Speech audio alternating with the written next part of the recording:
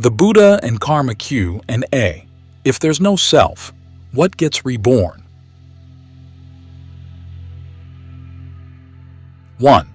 Doesn't the teaching on kamma teach people to be callous toward the sufferings of others? No. Knowing that you have both good and bad seeds in your field that haven't yet matured, the teaching on kamma teaches you to ask this question instead. What's the wisest way to view other people whose bad seeds are currently sprouting? And the answer is, with compassion. Is your compassion so rarefied that you give it only to people who have never done anything wrong? If it were, you wouldn't find anyone to receive it. So when you see someone suffering, you don't say, they deserve it, and leave them to their suffering. Actions yield results, but nobody deserves to suffer. The path is for putting an end to suffering, deserved or not. You look for the potential good seeds in other people's fields that are about to mature, and try to give whatever help that will aid those people in not suffering from the bad seeds. After all, that's how you'd like them to treat you when your bad seeds start to mature. And in acting this way, you create good kamma for yourself. When you see someone who's suffering, the Buddha recommends that you reflect, I too have experienced that sort of suffering in the course of my many rebirths. When you see someone who's happy, he has you reflect in a similar way, I too have experienced that sort of happiness in the course of my many rebirths. This reflection helps you not to be jealous of the happiness of others, or to look down on those who are suffering. You've been there too, and it's likely that you'll return there at some point if you don't find a way out of rebirth. So be compassionate to everyone you meet, SS41. As for whether your attempts to help another person will bear fruit, it's useful to remember the Buddha's observation about the 3 groups of sick people mentioned in question 4.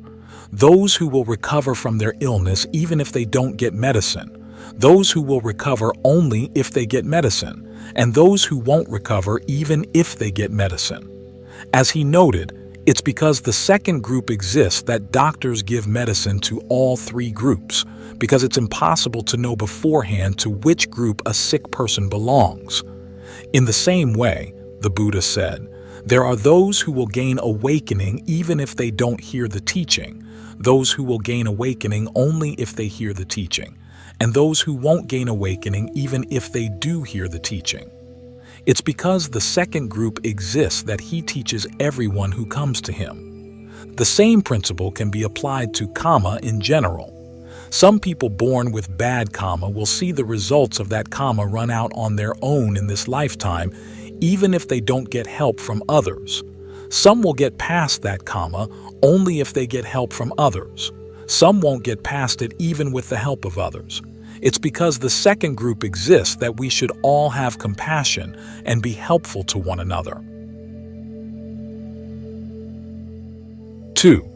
But can't kamma be used to justify social injustices? Only by people who don't really understand or believe in kamma.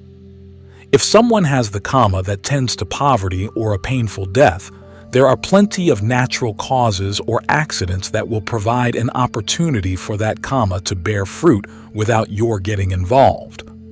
You don't have to play the role of kammic law enforcer.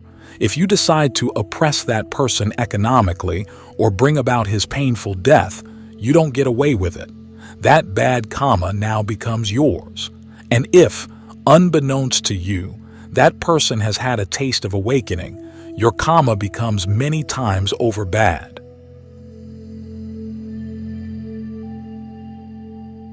3. Don't people believe in kamma just because they want the universe to seem just? If they do, they're in for a disappointment. When you sow seeds in your kamma field, you get the same kind of plant whose seed you sow, but, as we noted above, the size of your harvest will vary in line with many other factors, other actions you do before or after, and your state of mind when the seed ripens. This means that a minor action might yield huge results, or a major action, small results. A long discourse tells of Angulimala, a bandit who murdered many people but then had a total change of heart and became fully awakened. The only result coming from the kamma of all those murders was that people threw things at him when he was on his alms round. The relatives of those he killed probably didn't think that justice was served, but that was how kamma worked in his case. And we're fortunate that kamma isn't always just. As the Buddha said, if we had to pay back all the bad kamma we've done in the past before reaching awakening, no one would ever awaken. It's important to remember that our common idea of justice requires a story that begins at a particular point in time. Only then can we determine who threw the first stone and tally up the score of who did what after that first provocation. But in the Buddha's view of the universe, a beginning point for the process of rebirth is inconceivable. Not just unknowable, inconceivable S15th. This means that trying to tally up the score of who did what to whom is futile. The only way to find peace is to get out of the process entirely. That's how we stop doing harm to one another and how we stop harming ourselves. 4. You say that I experience other people's present actions through my senses, which are my old kamma. But you also say that those people have the freedom to choose their actions in the present. Isn't there a conflict here? Remember, the principles of kamma explain pleasure and pain. That's it. Like you, other people are free to choose their intentions in the present, but you don't directly experience their intentions. You experience actions inspired by their intentions, and the pleasure or pain you take from those actions will be filtered by your past and present kamma. Your good kamma seeds may sprout in time to help you not to suffer from someone's bad intentions toward you, or your bad seeds may be sprouting in a way that interferes with their wise efforts to help you. 5. Can the Buddha's teachings on kamma be divorced from his teachings on rebirth? Not really. If there were no life before birth, kamma would have no role in explaining pleasure and pain early in life. And as the Buddha said, many people are rewarded in this lifetime for doing unskillful things. He cited people who are rewarded for killing the enemies of a king, stealing from an enemy of a king, or telling a lie that entertains a king. And you can probably think of similar examples in modern business and politics, SS12. Sometimes the results of those unskillful actions don't even show until many lifetimes later, because the causal principle underlying kamma is so complex. 6. But kamma and rebirth are metaphysical issues. Didn't the Buddha avoid metaphysical issues? There's no word for metaphysics in ancient Indian languages. The Buddha avoided two sorts of issues that we would call metaphysical. 1. The size and duration of the cosmos, and 2. The identity of the self, because they were distractions on the path. But because he taught a path of action to put an end to suffering, he had to explain the metaphysics of action, whether it's real, whether it gives results, what determines those results, and how far actions go in causing suffering in the first place. If he hadn't taken a stand on these matters, he wouldn't have been able to explain how action had the power to bring suffering to an end. 7. If there's no self, what gets reborn? The Buddha never said that there is no self.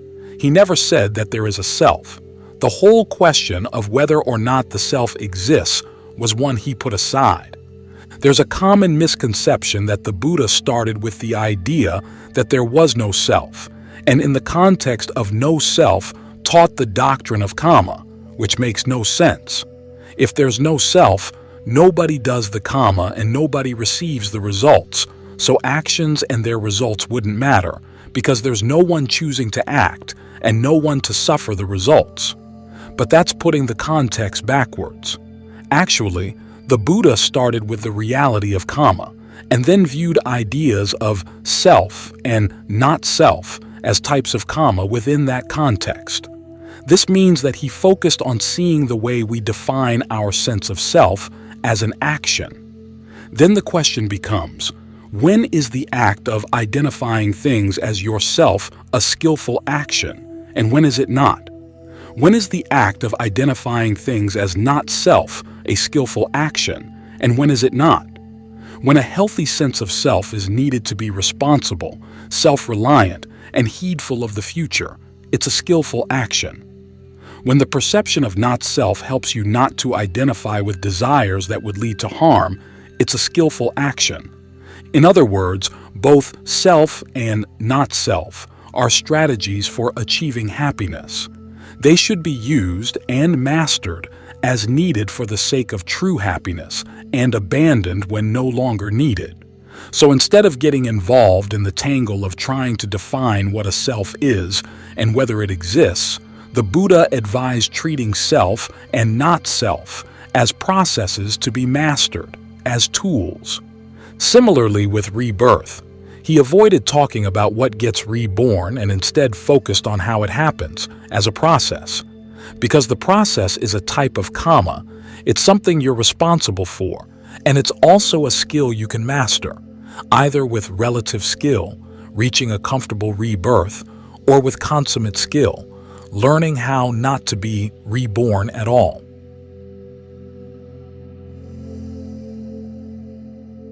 8. What is the process by which rebirth happens? The Buddha's short explanation is that, at the moment of death, an act of craving heads toward a new birth in a new world of experience. If you cling to that craving, you're reborn. The analogy he gives is of a fire jumping from one house to another. Just as a fire depends on the wind to sustain and carry it from one house to the next, when you cling to craving here and now, at the moment of death, it sustains and carries you to the next life. In a longer explanation, the Buddha lists 4 stages to the process. First, based on ignorance, there's craving, which can be for any of 3 things: sensual fantasies, becoming, a particular identity in a particular world of experience, or non-becoming, the desire to destroy a particular identity in a particular world of experience. One of the Buddha's discoveries is that this last craving, instead of putting an end to becoming, actually creates new becoming. This is why the path to the end of kamma and rebirth has to develop dispassion for all 3 forms of craving so as to put them aside. Next, based on craving, there's clinging. You feed mentally off the craving in hopes that it will take you to even more food. Then there's becoming, in which a potential world of experience, together with a potential identity within that world, appears to the mind. These worlds can exist on any of 3 levels. The sensory level, ranging from the pains of hell and the animal realm, through the mixed pleasures and pains of the human world, and on up to the pleasures of the sensual heavens. The realm of form, heavens in which the inhabitants enjoy the pleasures of pure form. The realm of formlessness, heavens in which the inhabitants enjoy formless pleasures, such as the pleasure of infinite space or of infinite consciousness. The range of worlds and identities that will appear in this way at your death will come from your past actions, in body, speech, and mind. Unskillful actions will produce painful becomings, skillful actions, pleasant ones. This is why it's important to develop skillful actions throughout life. In this way, such practices as generosity, virtue, and meditation not only lead to happiness in this lifetime, but also provide the possibility of happy future lives. Then there's birth, when you move into taking on a role in one of the potential worlds of experience. These 4 steps are the same process you experience when the mind goes for a distracting thought while you meditate, which is why learning how to keep the mind concentrated on a single object without getting waylaid by distracting thoughts is an excellent preparation in learning to die skillfully. 9. Didn't the Buddha teach people to believe only things they can see for themselves? How can people see kamma and rebirth for themselves? The Buddha was very clear on the point that some of his teachings couldn't be proven until you had put them into practice. This means that they have to be adopted as working hypotheses. A discourse on this topic includes teachings on topics like these. Is there kamma? Does kamma give results? Are pleasure and pain totally determined from the past? Is it possible to experience formlessness? In other words, does awareness need a body, or can it exist independently of a body? Is nibbana for real? In each case, if you want to put an end to suffering, you need to take a position that seems most conducive to following the path leading to that goal. Similarly, when the Buddha was teaching the Kalamas SSD8 to test views for themselves, the test was this. When this view is adopted, does it lead to skillful or unskillful actions? So the same principle applies to the teaching on kamma and rebirth. If you adopted these views as a working hypothesis, would they lead you to be more careful or less careful in trying to be skillful in your actions? A good experiment would be to devote a year to living as if you really believed in kamma and rebirth, and to see how that affected the way you behaved and thought about your behavior.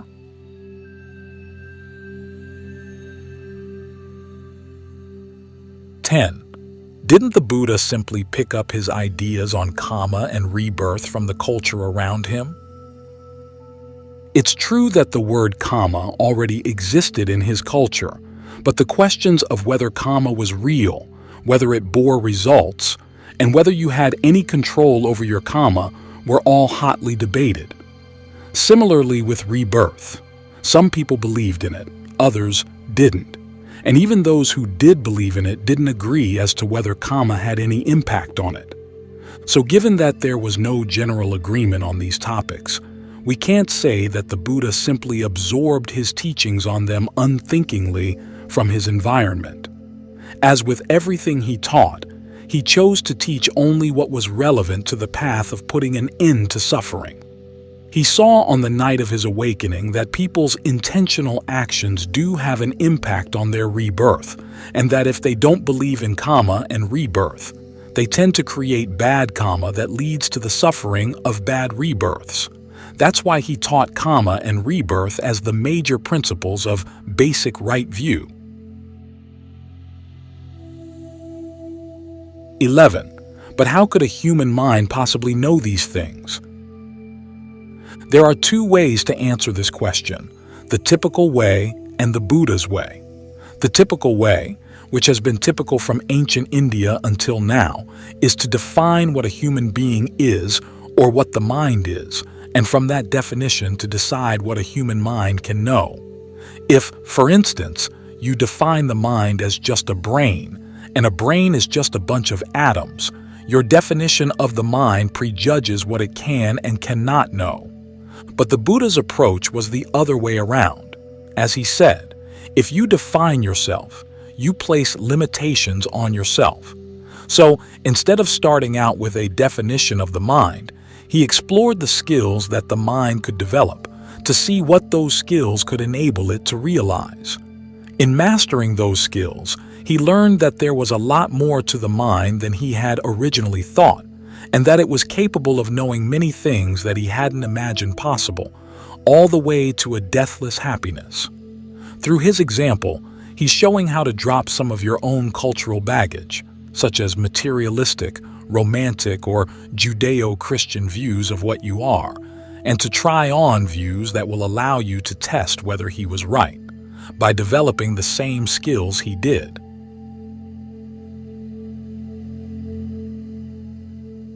12. Can I just be agnostic about kamma and rebirth and practice without taking a position on these issues? Even though you can't know the truth of kamma and rebirth prior to your first taste of awakening, you're already placing bets on these issues all the time.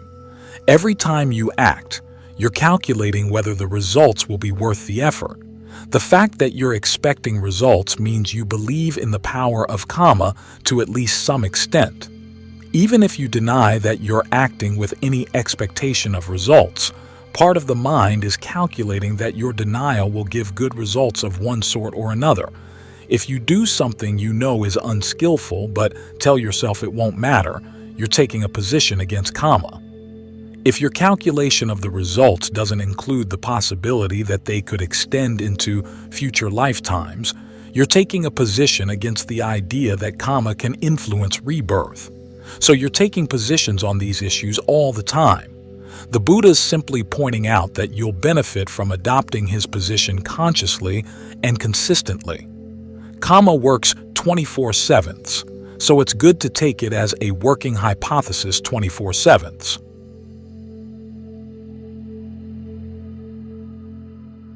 13. But kamma and rebirth focus on past and future.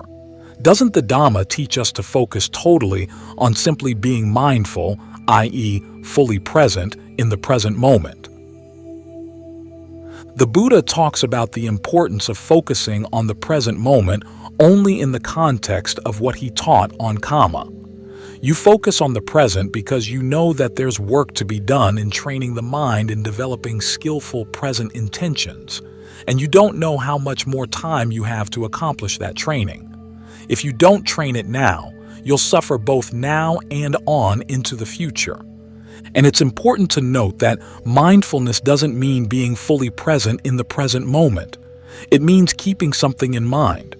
Right mindfulness means keeping in mind lessons from the past, either teachings you've learned from others or lessons you've learned from your own experience, so that you can apply them skillfully by also being alert in shaping your present intentions.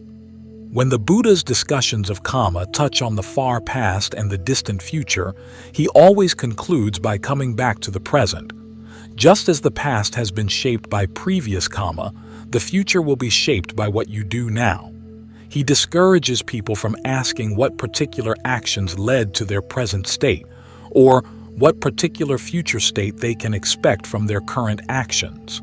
Instead, he asks them to keep the general principle in mind, that skillful actions lead to good results and unskillful actions to bad, and to focus on being as skillful as possible in the present moment, ideally for the sake of reaching awakening through the level of skill that puts an end to kamma.